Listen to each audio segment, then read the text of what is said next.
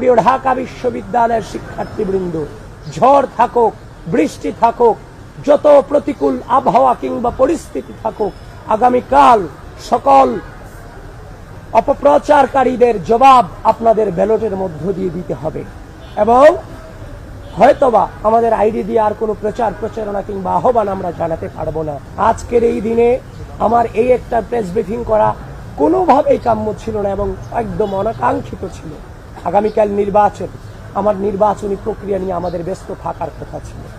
কিন্তু ঢাকা বিশ্ববিদ্যালয়ের শিক্ষার্থীদেরকে বলতে চাই, যারা এই অন্যায় পথকে বেছে নিয়েছে, যারা এই প্রপাগান্ডাকে বেছে নিতে চায়, সাইবার বুলিং করে রাজনৈতিকভাবে মোকাবেলা করতে না পেরে সাইবার বুলিং করে মোকাবেলা করতে চায়, প্রিয় ঢাকা বিশ্ববিদ্যালয়ের শিক্ষার্থীবৃন্দ, আপনারা আগামীকাল 9 সেপ্টেম্বর ব্যালটের মধ্য দিয়ে তার জবাব ইনশাআল্লাহ আপনারা দেবেন, সেটা আমরা বিশ্বাস।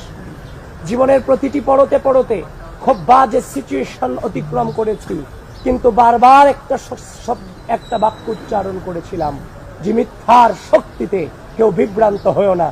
আজ ওই মধুর ক্যান্টিন থেকে বলতে চাই, মিথ্যার শক্তিতে কেউ বিভ্রান্ত হবেন না, সত্যের জয় সুনিশ্চিত।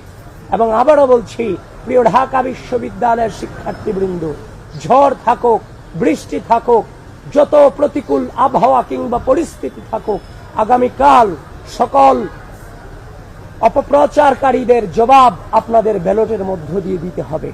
এবং হয়তোবা আমাদের আইডি দিয়ে আর কোনো প্রচারণা কিংবা আহ্বান আমরা জানাতে পারবো না।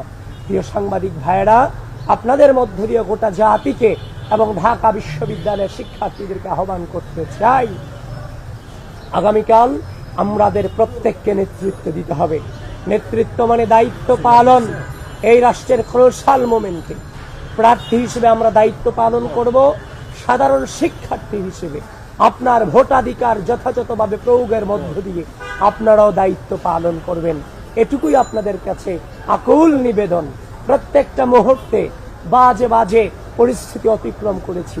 স্বাধীন এই সার্বভৌম 5 আগস্ট পরবর্তী বাংলাদেশে আবারও সেই একই নোংরামির শিকার হতে হবে, সেটা সত্যিকার অর্থেই চরম বেদনাদায়ক। প্রিয় বন্ধুগণ, আবারও বলছি, যারা মানবাধিকারে বিশ্বাস করে না, মত প্রকাশে বিশ্বাস করে না, ঢাকা বিশ্ববিদ্যালয়ের শিক্ষার্থীরা আগামীকাল তাদের ব্যালটের মধ্য দিয়ে জবাব দিবে ইনশাআল্লাহ। ধন্যবাদ সবাইকে। আমরা বিশ্বাস করি বিশ্ববিদ্যালয় প্রশাসন নির্বাচন করার জন্য কাজ করে।